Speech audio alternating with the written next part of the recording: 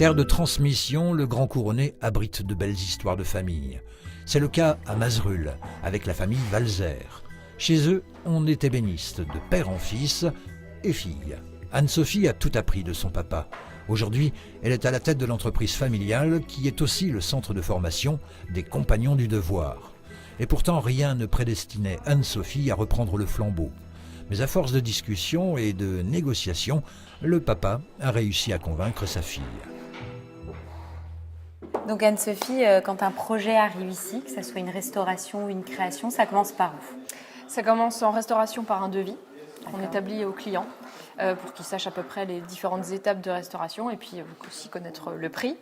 Et en création, on va commencer par faire un dessin. Donc on va s'inspirer de ce que veut le client aussi. Il a une idée en tête, donc on va travailler sur cette idée, on va lui proposer plusieurs dessins. Et puis quand il aura choisi, on va retravailler le dessin, vraiment dans les détails. Et puis ensuite, on va établir aussi un devis pour lui chiffrer le prix de ce qu'il souhaite. Combien de restaurations pour combien de créations en pourcentage? Oh là, je vais dire 95% de restauration. D'accord. Voilà, et 5% de création. Il y a très très peu de création. Parce que c'est-à-dire qu'on est connu actuellement pour la restauration, très peu pour la création. On commence seulement à développer la création. C'est un créneau qui est compliqué à développer? La création, oui. Pourquoi? Parce que généralement, la création fonctionne quand on est avec un designer. C'est-à-dire que c'est le designer qui vous commande un meuble, voilà, parce qu'il a déjà l'idée en tête, il a déjà le client, ce qui est beaucoup plus simple. Aujourd'hui, les gens vont se tourner vers des magasins, soit peut-être des grands magasins de mobilier qui font, parce qu'ils ont un catalogue sous les yeux, ils peuvent voir ce qui... Et ils n'ont plus l'idée de retourner chez l'ébéniste, de se dire je vais faire fabriquer mon propre meuble, voilà, qui est une création unique. Voilà. Les gens ont perdu ce goût de revenir chez l'artisan, demander ce qu'ils veulent vraiment. Voilà. Alors la particularité, je dirais, de l'entreprise, c'est que c'est un centre de formation. Oui. D'où viennent et quels sont finalement les profils des jeunes qui se forment ici?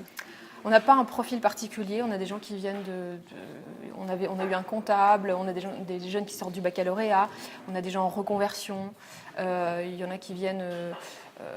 une jeune femme qui a fait du commercial, enfin voilà, on a des profils différents, c'est aussi intéressant. Et puis des gens qui viennent aussi du métier, qui ont un CAP d'ébéniste ou de menuisier ou charpentier.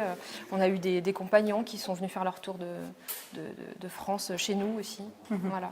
Alors en général, les gens restent ici entre 1 année ou 3 ans. Voilà. Après, ils vont où?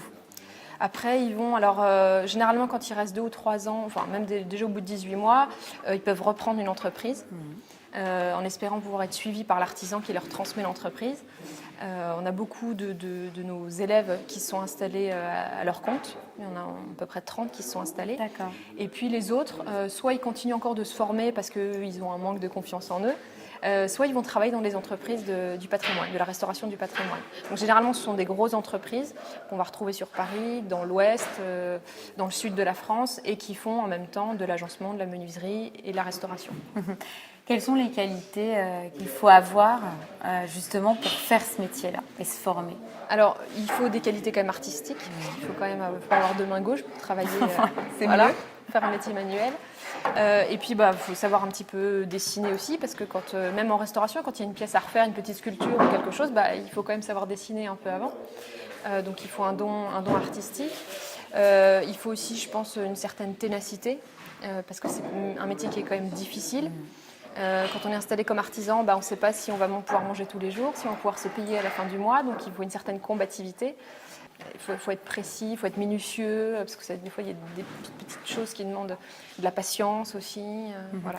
Est-ce que vous les préparez à ça quand vous dites, s'ils s'installent à leur compte, ils vont peut-être pas, ça va être difficile, entre guillemets, de joindre les deux bouts? Avant même de rentrer en formation, on leur dit. Parce que généralement, certains arrivent avec une idée en tête, en se disant, oui, moi, je vais m'installer à mon compte, j'aurai plus de patron sur le dos, je serai tranquille. Et ça, c'est l'idée qu'on s'en fait. C'est le rêve. C'est le rêve, voilà. C'est pas le cas aujourd'hui. Aujourd'hui, on ne sait pas, voilà, est-ce que demain, on aura un client qui va sonner à la porte pour nous faire travailler? Est-ce qu'à la fin du mois, on pourra se payer? Est-ce que je pourrais payer mes charges? Voilà, c'est une pression qu'on se met sur le dos. Alors oui, on travaille de ses mains, on fait un métier plaisant, c'est agréable, mais en même temps, voilà, il y a cette pression derrière qui est là et qu'il ne faut pas oublier. En tout cas, ici, vous avez une vraie philosophie. Vous parliez tout à l'heure que des compagnons du devoir sont passés aussi par ces ateliers-là. Et c'est quelque chose, une philosophie, un état d'esprit que vous mettez en place. Pourquoi c'est si important?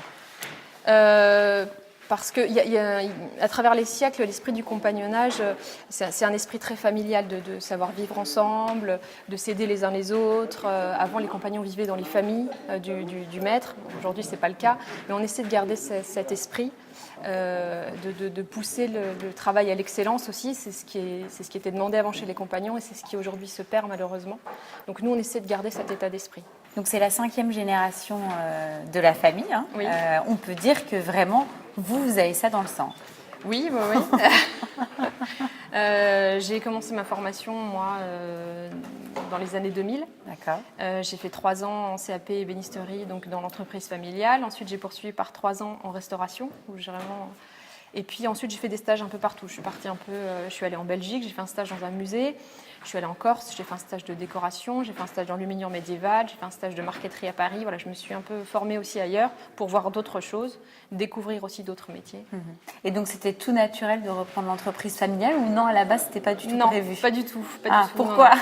Parce que mon père et moi, on a eu une relation, je dirais, un peu conflictuelle. On a 2 caractères très forts, donc je pensais pas que ça pouvait marcher entre nous. D'accord. Bon, au moins, on a l'honnêteté de pouvoir se dire les choses franchement. Mais non, c'était pas du tout mon objectif. Je voulais pas reprendre l'entreprise. Moi, je préférais avoir un statut de salarié, d'être un peu tranquille. Voilà, mais il m'a poussé à reprendre l'entreprise. Mais alors, aujourd'hui, aucun regret? Vous êtes bien où vous êtes? Oui, je suis bien où je suis. Bon, il y a des hauts et des bas comme partout, hein. Ça je le nie pas. Mais je pense que progressivement, ça fait depuis 2009 que j'ai repris l'entreprise, je commence seulement à trouver ma place maintenant.